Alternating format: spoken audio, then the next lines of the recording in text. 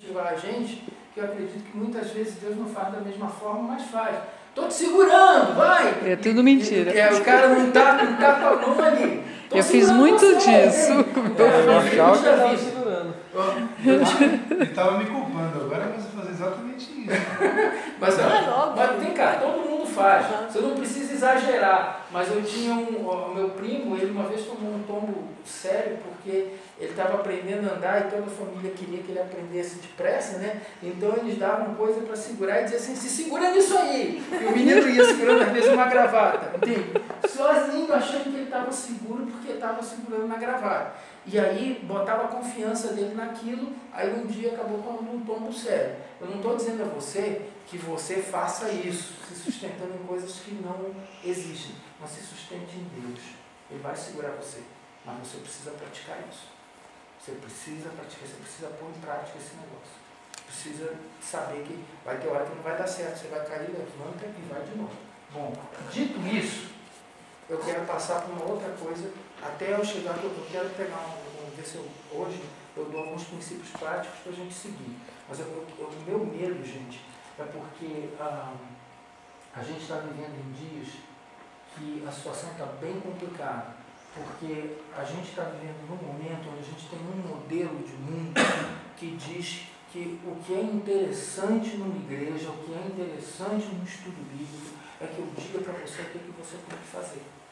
E aí fica uma luta, uma procura desenfreada por gurus que vão estar dizendo para você o que você tem que fazer.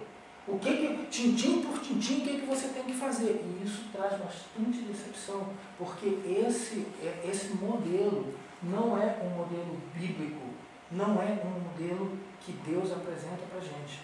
O modelo que Deus apresenta para a gente na Bíblia é um modelo relacional, não é um modelo de regras para você cumprir e de gente que vai dizer para você o que fazer.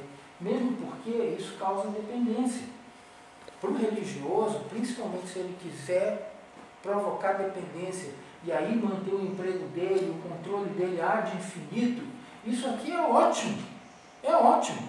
Porque se eu estou indo a um lugar para descobrir sempre a pessoa dizer para mim o que eu tenho que fazer, eu vou sempre retornar naquele lugar para receber mais informação do que eu tenho que fazer e do que eu tenho que fazer. E você nutre duas relações que são complicadas. Uma é de dependência sua, porque você vai estar precisando sempre que aquela pessoa te diga o que fazer, te impulsione numa direção.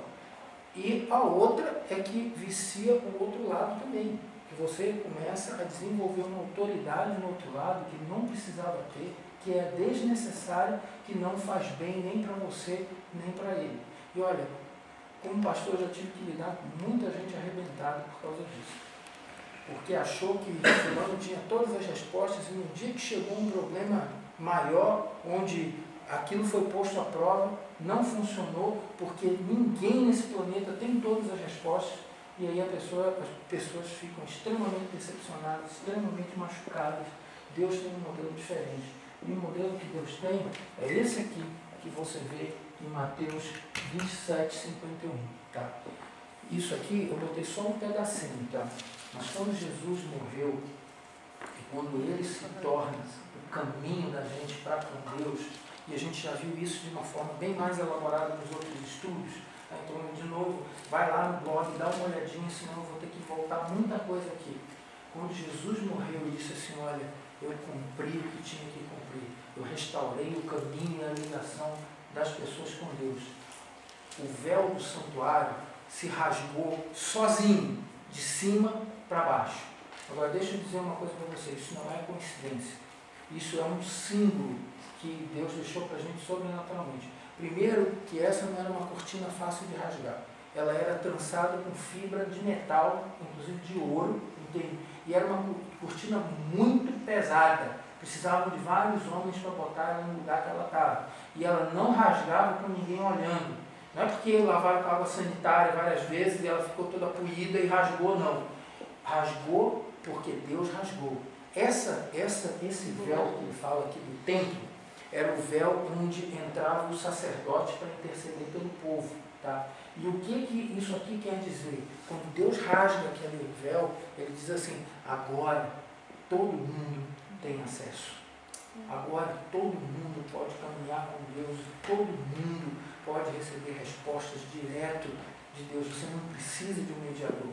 Você pode precisar de um mentor, de alguém que segure o cilindro da bicicleta para você por um determinado tempo, de alguém que te ajude na caminhada, de alguém que vá ajudar você na sua persistência, mas não é um guru, não é uma pessoa que você, eu gosto de ir naquele estudo bíblico porque ele me diz o que fazer. Ok, pode até parecer que isso seja bom durante um tempo, mas logo isso vai te dar o maior prejuízo que você imagina. A gente precisa desenvolver princípios, entender esses princípios e começar a aplicar cada um na sua realidade. Mesmo porque as realidades da gente são diferentes. A criação da gente é diferente. A maneira como eu cheguei onde eu cheguei é diferente de como o Ricardo chegou. E eu não preciso nem conhecer tanto o Ricardo assim para saber que é diferente. Então, gente, olha, as aplicações também vão ser diferentes. Entende? É até perigoso eu dizer para ele cabalmente, faça isso que deu certo para mim, que vai dar certo para você. É muito complicado isso. A gente tem que descobrir isso nos princípios que a Bíblia oferece e no nosso relacionamento com Deus. Tá? E aí o que acontece? Então eu não preciso de ninguém? Claro que precisa. Do mesmo jeito que eu precisei de alguém para segurar o cilindro da bicicleta para mim até eu achar o meu ponto de equilíbrio. E aí, depois você vai alçando manobras mais complicadas. Então, se eu quiser ser um exímio ciclista, eu vou precisar de assistência muito mais tempo do que se eu quiser simplesmente usar a bicicleta para ir comprar pão ali na esquina. E aí você vai vendo como que as coisas vão se encaixando. Mas, gente, olha, precisa ter aquelas 3 coisas e precisa saber como que você vai se relacionar com o líder, como que você vai se relacionar com o pastor, como que você vai se relacionar com aquele que está abrindo a Bíblia para você e como que você vai se relacionar com o próprio estudo bíblico. Se a gente não entender isso, gente, a gente vai demorar muito tempo na caminhada da si, até você descobrir essas coisas. Está claro? Tá claro? Alguém quer colocar alguma coisa, perguntar? Sinta-se. Algumas comunidades têm feito isso hoje, deixando as pessoas dependentes. O que eu entendo da palavra é que você tem que atingir a maturidade espiritual, poder usar adequadamente. Exatamente. Esse mundo que está quebrado. Se você não atinge isso, você mantém as pessoas cativas. Entende? E o Evangelho é libertação.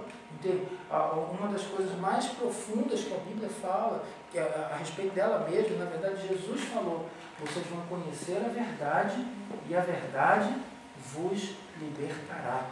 Entende? Ou seja, a verdade não cativa você, ela não mantém você preso.